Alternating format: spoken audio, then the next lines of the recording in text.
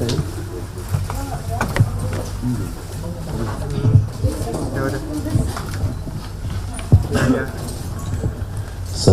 warahmatullahi wabarakatuh. Selamat sore dan salam sejahtera untuk kita sekalian.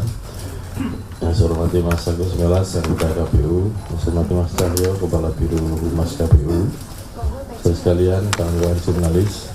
Pada hari ini, hari Jumat, tanggal 19 Januari 2024, kami akan menyampaikan perkembangan penyelenggaraan debat, yaitu debat yang keempat untuk calon wakil presiden dalam pemilu 2024. Nanti hal yang akan disampaikan berkaitan dengan jadwalnya kapan, temanya apa saja, kemudian televisi yang akan menjadi penyelenggara penyiaran debat siapa saja, kemudian panelisnya siapa saja, moderator siapa dan dari stasiun televisi mana, dan kemudian format debat seperti apa nanti akan disampaikan penjelasan oleh Mas Agus Melas. Silakan Mas. Baik, terima kasih Pak Ketua. Selamat sore. Assalamualaikum warahmatullahi wabarakatuh. Om Swastiastu, Namo Buddhaya, salam kebajikan. Salam sehat buat kita semua, teman-teman. Sebagaimana jadwal yang kami sampaikan hari ini, sebagaimana pola-pola yang sudah kita lakukan sebelumnya di jelang pelaksanaan debat yang sudah berlangsung selama 3 kali, kami akan menyampaikan hari pelaksanaan debat keempat. Jadi langsung saja saya akan sampaikan untuk pelaksanaan debat keempat akan dilaksanakan pada hari Minggu tanggal 21 Januari tahun 2024. Tempat pelaksanaannya Assembly Hall Jakarta Convention Center di Jakarta. Jadi di JCC. Untuk pelaksanaan secara on air akan dilakukan pukul 19 waktu Indonesia Barat. Tema debat keempat ini nanti yang melakukan debat gilirannya calon wakil presiden. Temanya dari tema yang kami sudah susun. Tema yang pertama, pembangunan berkelanjutan dan lingkungan hidup. Tema yang kedua, sumber daya alam dan energi. Tema yang ketiga, tentang pangan. Tema keempat, tentang agraria. Tema kelima, tentang masyarakat adat. Dan tema yang keenam, tentang desa. Sedangkan penyelenggara debat atau stasiun televisi yang menyelenggarakan debat ada 3, yaitu SCTV dan Indosiar yang tergabung dalam MTech Group, dan yang ketiga adalah Metro TV. Kami juga sudah mendapatkan konfirmasi terkait dengan kesediaan dari 11 orang panelis yang malam ini akan dilakukan karantina bersama moderator. Saya ingin bacakan satu persatu berdasarkan urutan abjad. Untuk panelis yang akan menjadi penyusun pertanyaan pada pelaksanaan debat keempat, yang pertama Profesor Dr. Insinyur Abrar Saleng, SHMH, beliau ahli hukum agraria dan sumber daya alam Universitas Hasanuddin, sekaligus Dewan Pakar pada Perhimpunan Ahli Pertambangan Indonesia atau Perhapi di tingkat pusat. Kemudian yang kedua, Dr. Ari Sujito, sosiolog pedesaan, dosen Visipol UGM. Kalau nggak salah posisinya juga di struktural menjadi wakil dekan, wakil rektor kalau nggak salah. Kemudian Profesor Dr. Arif Satria SP MSI, ahli ekologi politik dan kebijakan pengelolaan sumber daya alam. Posisi beliau juga saat ini menjadi Rektor Institut Pertanian Bogor. Yang keempat, Dewi Kartika, ahli agraria, dan sekarang posisinya juga sebagai Sekjen Konsorsium Pembaruan Agraria. Kemudian yang kelima, Feby Tumiwa, ahli transisi energi, sekarang posisinya Direktur Eksekutif Institute for Essential Service Reform. Yang keenam, Profesor Dr. Insinyur Haryadi Kartodiarjo MS, ahli sumber daya alam dan lingkungan hidup, dan posisinya sebagai Guru Besar Fakultas Kehutanan dan Lingkungan Institut Pertanian Bogor. Yang ketujuh, Profesor Dr. Insinyur Ridwan Yahya, MSc, Ahli Kehutanan dan Lingkungan Hidup. Beliau juga sekaligus menjadi Guru Besar Teknologi Hasil Hutan Fakultas Pertanian Universitas Bengkulu. Yang kedelapan, Ruka Sombolinggi, SPMA, posisi sekarang sebagai Sekjen Aliansi Masyarakat Adat Nusantara atau AMAN. Yang kesembilan, Profesor Sudarto PhD PhD, pakar manajemen lingkungan, sekaligus pernah menjabat sebagai Rektor Universitas Diponegoro pada tahun 2010-2015. Yang ke-10, Profesor Dr. Sulistiawati Irianto MA, Guru Besar Antropologi Hukum Fakultas Hukum Universitas Indonesia. Yang terakhir atau ke-11, Insinyur Tubagus Furkhon Sofani MA PhD, Ahli Perencanaan Wilayah dan Perdesaan Institut Teknologi Bandung. Selain 11 panelis yang kami sudah dapatkan konfirmasi dan kesediaannya untuk mengikuti proses karantina dan kemudian penandatanganan fakta integritas, kami juga sudah menunjuk 2 orang moderator untuk pelaksanaan debat keempat nanti. Dua-duanya kebetulan perempuan. Yang pertama, Retno Pinasti dari SCTV dan Indosiar sekaligus karena mewakili grup MTech. Dan yang kedua, Sylvia Iskandar dari Metro TV. Nah, selain itu teman-teman, kami juga ingin menyampaikan format ataupun rundown dari kegiatan pelaksanaan debat keempat tidak mengalami perubahan. Debat akan dilaksanakan dalam 6 segmen yang berlangsung totalnya selama 150 menit, di mana 30 menit untuk jeda iklan. Setiap jeda iklan itu sekitar 6 menit. Kemudian untuk khusus debatnya berlangsung selama 120 menit. Untuk debat keempat nanti yang akan memulai memaparkan visi misi program kerja pada segmen pertama sesuai dengan urutannya akan dimulai dari paslon nomor urut 1, dalam hal ini calon wakil presiden dari paslon 1. Dan itu nanti akan secara berurut nanti akan diikuti dengan rotasi yang sudah ada dan kemudian sudah kita terapkan sejak debat pertama sampai dengan ketiga di situ.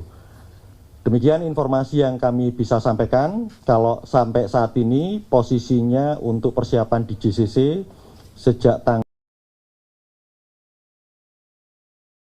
18 malam itu sudah posisi ini sudah persiapan-persiapan terkait dengan panggung, layout, desain segala macam. Besok akan dilakukan rencananya hari Sabtu itu gladi kotor, kemudian hari Minggu akan dilaksanakan rehearsal atau gladi resik, dan itu akan melibatkan antara tim KPU, media penyelenggara, juga tim paslon di situ. Saya kira itu informasi yang bisa kami sampaikan. Terima kasih atas perhatiannya. Nanti bahan tertulis sebagaimana pelaksanaan konferensi pers yang kami lakukan pada saat persiapan pelaksanaan debat kami akan bagikan ke teman-teman. Saya kembalikan lagi ke Pak Ketua. Silakan Pak Ketua. Terima kasih Mas Agus Melas. Kiranya ada teman-teman yang akan mengajukan beberapa pertanyaan. Cukup? Jelas? Satu. Ada lagi? Dari Republika ya? Ya, terima kasih kesempatannya. Selamat sore menjelang malam. Perkenalkan saya Febrian Republika, Mas Hasim, Mas Melas. Saya ingin menanyakan 2 hal. Pertama, terkait kesempatan berbicara pertama itu kan 01 ya. Yang artian Pak Mahfud itu apakah posisinya di tengah saat debat? Gus Imin, maaf. Ya. Pak Muhaimin Iskandar apakah posisinya di tengah? Lalu yang kedua, ini terkait kampanye akbar yang juga akan digelar sebentar lagi ya, tanggal 21. Nah di puncak istilahnya itu rapat umum. Rapat umum, ya, rapat umum yang dalam bahasa keputusan KPU itu puncaknya tanggal 8, 9, 10 yang tidak mengikuti zonasi ya. Nah saya melihat di tanggal 9 itu berdempetan di Surabaya, di Jawa Timur. Jawa Timur, betul. Pasangan 01 di Sidoarjo, 02 di Surabaya. Lalu tanggal 10 hari terakhir kampanye itu dempetan juga 01 di GIS dan 02 di GBK. Betul. Nah, sebelum memutuskan ini, apakah KPU sudah mempertimbangkan adanya potensi gesekan antar pendukung mengingat di satu daerah yang sama? Lalu apa antisipasi dari KPU mencegah terjadinya gesekan antar pendukung ini? Karena mengingat ini kampanye akbar yang melibatkan banyak orang. Terima kasih. Terima kasih. Mas Milas, lanjut. Baik, terima kasih Mas Febrian untuk dua pertanyaannya. Benar, nanti di debat keempat akan urutan untuk penyampaian visi misi akan dimulai dari paslon 1. Sedangkan untuk posisi itu nanti posisinya berarti kalau kemarin nanti posisinya kalau nggak salah paslon 1 di tengah. Itu sudah diatur. Nanti debat terakhir itu posisinya balik lagi 1, 2, 3. Kalau yang debat ketiga kemarin posisi paslon 2 yang di tengah kalau nggak maaf, bener ya? Bukan, paslon 3. Paslon 3. Jadi semua sesuai dengan rotasi dan kemudian kalau dalam konteks desain layout panggung seperti itu, kalau dalam konteks penyampaian visi misi pertama itu yang pertama kali itu sesuai dengan pelaksanaan di debat sejak debat pertama. Nah, yang kedua untuk khusus kampanye rapat umum. Kami sudah bertemu tanggal 14 Januari kemarin di kantor KPU terkait dengan persiapan dan penetapan pelaksanaan kampanye rapat umum yang berlangsung selama 21 hari dimulai dari tanggal 21 Januari sampai dengan tanggal 10 Februari.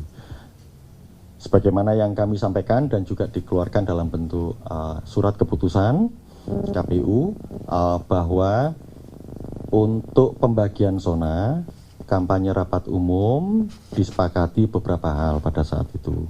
Yang pertama memang pasti akan dibagi berdasarkan prinsip pengundian. Yang kedua, partai politik pengusul akan mengikuti paslon. Nah, sekali lagi ditegaskan, paslon untuk calon presiden wakil presiden bukan 01, bukan 02, bukan 03, tapi paslon nomor urut 1, 2, dan 3. Nah, itu disepakati itu. Kecuali untuk 4 partai politik sebenarnya, yaitu Partai Gelora, kemudian Partai Umat, Partai Buruh, dan PKN. Pada saat rapat koordinasi dengan tim paslon, LU tim paslon dan LU partai politik, kemudian kami juga konfirmasikan ke seluruh partai itu, terutama yang 4.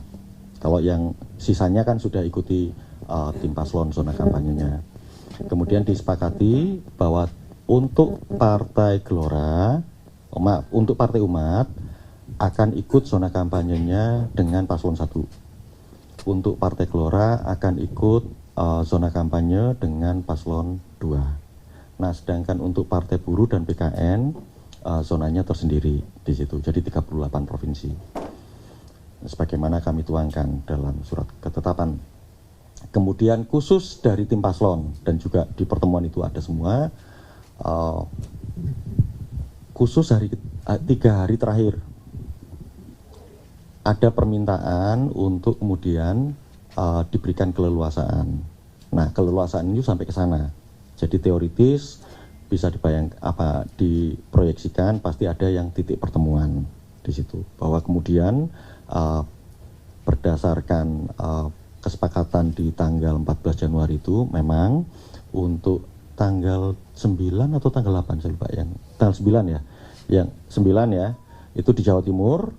Nah, memang lokasinya di 2 kabupaten yang berbeda antara tim paslon 1 dengan tim paslon 2. Termasuk di hari terakhir tanggal 10 Februari tahun 2024 di Jakarta antara tim paslon nomor 1 dengan tim paslon nomor 2. Nah, itu tentu saja kami juga menyampaikan pertimbangannya bagaimana, termasuk pertimbangan dari kami. Nah, kemudian tentu ini nanti bagian dari sekarang posisinya tentu sebagai keputusan itu yang akan dijalankan, dan kemudian persoalan lainnya secara teknis kami tentu akan meningkatkan koordinasi dengan pihak kepolisian, termasuk nanti mungkin di akhir-akhir Januari kami akan jadwalkan rapat koordinasinya antara tim paslon, KPU dengan pihak kepolisian, dan kami sudah komunikasi intensif dengan pihak kepolisian, termasuk salah satunya ya terkait untuk bagaimana merekayasa arus sebenarnya. Nah, di situ. Jadi secara prinsip tidak ada soal. Begitu, teman-teman. Terima kasih. Sudah tadi. Demikian teman-teman yang dapat kami sampaikan perkembangan persiapan penyelenggaraan kampanye dengan metode debat calon wakil presiden, yaitu debat yang keempat yang akan diselenggarakan besok hari Ahad tanggal 21 Januari 2024 jam 19 malam WIB di GCC. Terima kasih. Assalamualaikum warahmatullahi wabarakatuh. Izin pamit ya.